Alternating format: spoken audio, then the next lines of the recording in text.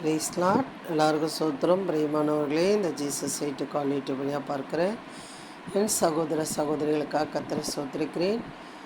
இந்நாளையில் கூட உபாகம் 24ஆம் அதிகாரத்தில் ஒரு கட்டளை குறித்து நம்ம பார்க்க போகிறோம். அந்த கட்டளையை மிக அருமையாக இயேசு கிறிஸ்து உடைக்கிறத நம்ம பார்க்க போகிறோம். பிரியமானவர்களே, இது ரொம்ப பிரயோஜனமாக இருக்கும். நீங்கள் கொஞ்சம் நேரத்தை ஒதுக்கி நீங்கள் கேட்கும்படியாக அன்பாக கேட்டுக்கொள்கிறேன். இந்த வீடியோ உங்களுக்கு ரொம்ப பிரயோஜனமாக இருந்துச்சுன்னா கண்டிப்பாக ஒரு இந்து சகோதரி சகோதரர்களுக்கு நீங்கள் அனுப்புங்கள். இயேசு எவ்வளோ நல்லவர் என்பதை அவர்கள் ருசிக்கும்படியாக இது ஒரு நல்ல அவங்களுக்கு ஒரு பிரயோஜனமுள்ள வீடியோவாக இருக்கும் நான் விசுவாசிக்கிறேன். இந்த சேனலுக்கு நீங்கள் ஜெபம் பண்ணுங்கள். ப்ரேயர் பண்ணுறது மாத்திரமல்ல, நீங்கள் கமெண்டை போடுங்க. நீங்கள் நிறைய பேர் கமெண்ட் போடுறதில் பார்த்துட்டு போயிடுறீங்க. அப்படி பண்ணாதீங்க. உங்களோட அபிப்பிராயத்தை தாராளமாக நீங்கள் போடுங்க. என் ஊழியத்தில் வர ஒரே ஒரு சகோதரி மட்டும்தான் போடுறாங்க. ஆனால் சில விஷயங்கள் நிறைய விஷயங்கள் இருக்குது. அந்த சும்மா ஏன்னா தானே ஏதோ ஒன்று போடுறாங்க. அதாவது உலகத்துக்கு அது பிரயோஜனமற்றது. அதெல்லாம் பார்த்திங்கன்னா ஆயிரக்கணக்கில் லட்சக்கணக்கில் அந்த வீடியோ என்ன பண்ணுறாங்கன்னா பார்க்குறாங்க. பிரியமானவர்களே, இது கிடைக்காத ஒரு காலம் வரப்போகிறது. அது எப்போ வேணாலும் வரலாம். காலத்தை பிரயோஜனப்படுத்தி கொள்ளுங்கள். சரி, குஷ்டரோகத்தை குறித்து லேவியராகிய ஆசாரியர் உங்களுக்கு போதிக்கும் யாவையும் உங்களுக்கு போதிக்கும் யாவையும் கவனித்து செய்யும்படி மிகவும் எச்சரிக்கையாயிருங்கள். நான் அவர்களுக்கு கட்டளையிட்டபடியே செய்ய கவனமாயிருப்பீர்களாக. நீங்கள் எகிப்திலிருந்து புறப்பட்டு வருகிற வழியிலே உங்கள் தேவனாகிய கர்த்தர் மிரியாமுக்கு செய்ததை நினைத்து கொள்ளுங்கள். என்ன சொல்ல வருகிறார் மோசே ஜனங்களுக்கு அப்படின்னு பார்த்தீங்கன்னா, குஷ்டரோகம் ஒருத்தனுக்கு வந்துருச்சா, அவனை என்ன பண்ணணும்? அந்த ஊருக்கு வெளியே கொண்டு போய் ஒரு குடிசையில் விட்டுறணும்.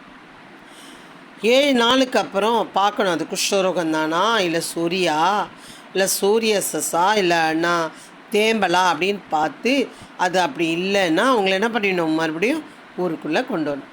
குஷ்டரோகம் தான் அப்படின்னா அந்த ஊருக்கு வெளியவே என்ன பண்ணிடணும்? விட்டுறணும். அந்த எல்லைக்குள்ளேயே என்ன பண்ணக்கூடாது? வரக்கூடாது. அப்படி ஒரு கட்டளையில் தான் வாழ்ந்தாங்க பழைய ஏற்பாட்டின்படி ஜனங்கள். இஸ்ரவேல் ஜனங்கள் அப்படி தான் வாழ்ந்தாங்க. குஷ்டரோகத்தை அவனையே தொடவே கூடாது. நம்ம அந்த குடிசுக்குள்ளேயே தான் இருக்கணும், எல்லையை விட்டு வெளியே இருக்கணும். அப்படி ஒரு கட்டளை தான் ஆண்டவர் என்ன பண்ணார்? மோசே மூலயமா ஜனங்களுக்கு கொடுக்கப்பட்டுச்சு. அதுலேயும் அது எப்படி இருக்கணுமா, ஆசாரியருக்கு இந்த குஷ்டரோகத்தை பற்றி மோசே சொல்லுகிறார். இந்த ஆசாரியன்னு இந்த ஜனங்களுக்கு உங்களுக்கு போதிக்கும் யாவையும், இது ஒன்று தான் இல்லை, நம்ம கட்டளைகள் பற்றி தான் நிறைய இருக்குது. ஒருத்தர் அதை நோட் பண்ணி சொன்னார். 600க்கு மேலே இருக்குது கட்டளைகள்னு பார்த்தாக்கா. சரி, ஓகே. ஆசாரியர் உங்களுக்கு போதிக்கும் யாவையும் கவனித்து, நான் நிறைய இருக்குது கட்டளைகள், யாவையும் கவனித்து செய்யும்படி மிகவும் எச்சரிக்கையாக இருங்கள். நான் அவர்களுக்கு கட்டளையிட்டபடியே செய்ய கவனமாக இருப்பீர்களாக. நீங்கள் எகிப்திலிருந்து புறப்பட்டு வருகிற வழியிலே உங்கள் தேவனாகிய கர்த்தர் மிரியாமுக்கு செய்தது நினைத்து கொள்ளுங்கள். என்ன மிரியாமுக்கு நடந்துச்சு அப்படின்னு பார்த்தீங்கன்னா, குஷ்டரோகம் வந்துடுச்சு. ஏன் வந்துச்சு அப்படின்னு பார்த்தா, நல்ல ஒரு ஆண்டவர் அழைக்கப்பட்ட ஊழியக்காரனுக்கு விரோதமாக கூட பிறந்த சகோதரன் தான் அத்தனைக்கும் மூத்தவர்கள். அந்த மோசே 3வது பிள்ளை தான். இவங்க 2 பேருமே மூத்தவர்கள். மிரியாமும் ஆரோனும் மூத்தவர்கள். ஒரு போராமல் அவங்களுக்குள்ள என்ன வந்துச்சு, சின்ன பையன், அவனை ஆண்டவர் பயன்படுத்துகிறாரு. ஏன் அவளை பயன்படுத்த மாட்டாரா அப்படின்னு சொல்லி பேசுகிறதை கர்த்தர் கேட்டுட்டார். நம்ம சகோதரிகள் எப்படி கேட்டுட்டு அப்படியே ஃபோன் மூலிமா ஜல்லுன்னு போடுறாங்களோ, அதை போல் ஆண்டவர் என்ன பண்ணிட்டாரு, அவங்க பேசுகிறத கேட்டுட்டு அங்கங்கே நம்மளை மாதிரி சொல்லலை. அவர் என்ன பண்ணுறாரு, இவங்களே கூப்பிட்டு வச்சு என்ன பண்ணுறாரு, நேராக பேசுகிறேன். எப்படி நீங்கள் நான் அழைக்கப்பட்ட ஊழியக்காரனுக்கு விரோதமாக பேசுவீங்க அப்படின்னு சொல்லி அப்போவே அவளுக்கு ஒரு குஷ்டரோகத்தை கொடுக்குறார். பயங்கரமான தண்டனை அல்ல அது. அப்போது பழைய ஏற்பாட்டில் என்ன நடந்துச்சு அப்படின்னு பார்த்தீங்கன்னா, கண்ணுக்கு கண் பல்லுக்கு பல். ஒருவன் உன்னை கொல்றானா அவன் சகோதரன் இவனை கொல்லணும். இதான் சட்டம். இங்கே நிறைய இருக்குது.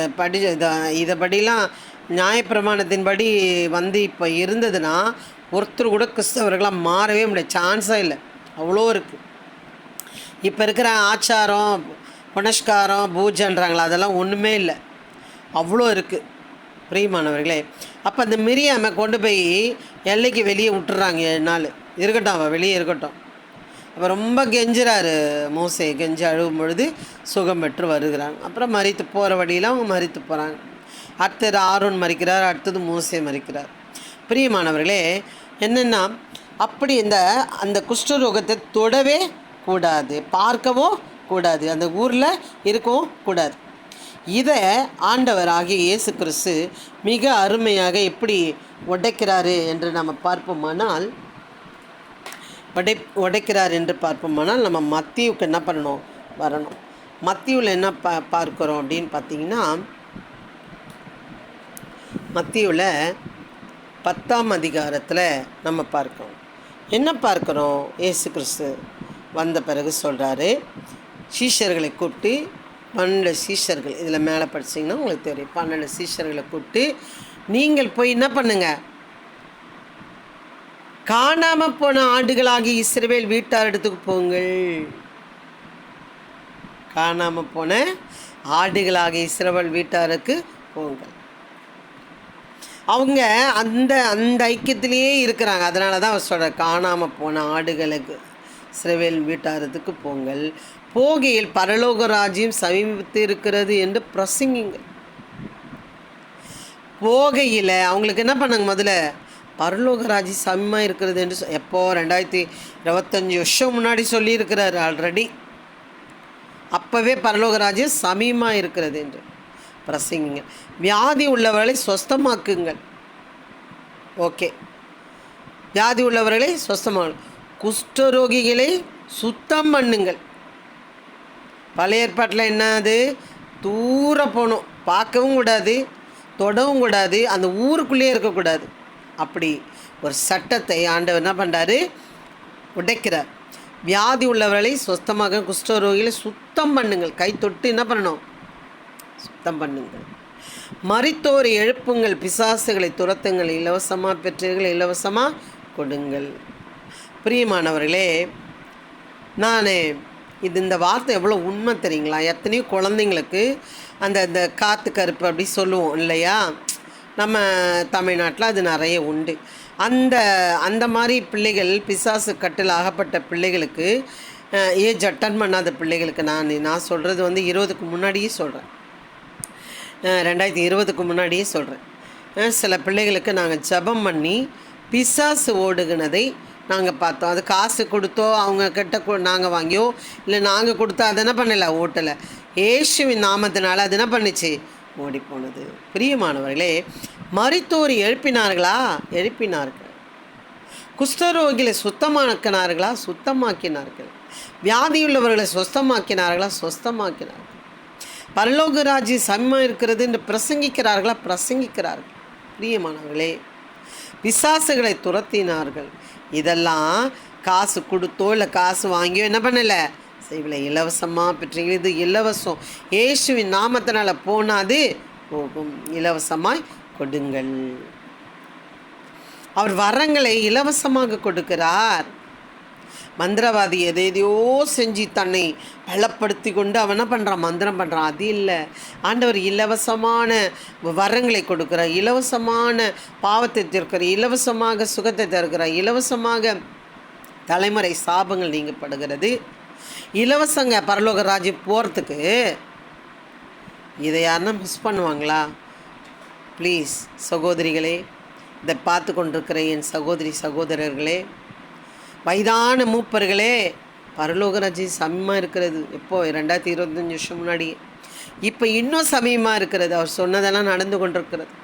ஒருவேளை கர்த்தர் இயேசுதான் மெய்யானவர் என்று அறிந்திருப்பீர்களானால், இப்படியாப்பட்ட இலவசத்தை, அப்படியேப்பட்ட காரியத்தை முறித்து உடைத்து, ஆண்டவர் இப்படியாப்பட்ட தொட்டு சுகப்படுத்தணும், துடைக்கணும், அவனை சுத்தப்படுத்தணும்னு சொல்லும்படியான வந்த இயேசு கிறிஸ்துவை ஏற்றுக்கொள்வீர்களானால் இலவசமாக உங்களுக்கு எல்லாம் கிடைக்கும். அது மாத்திரம் இல்லை, இலவசம் பரலோகமும் கிடைக்கும்.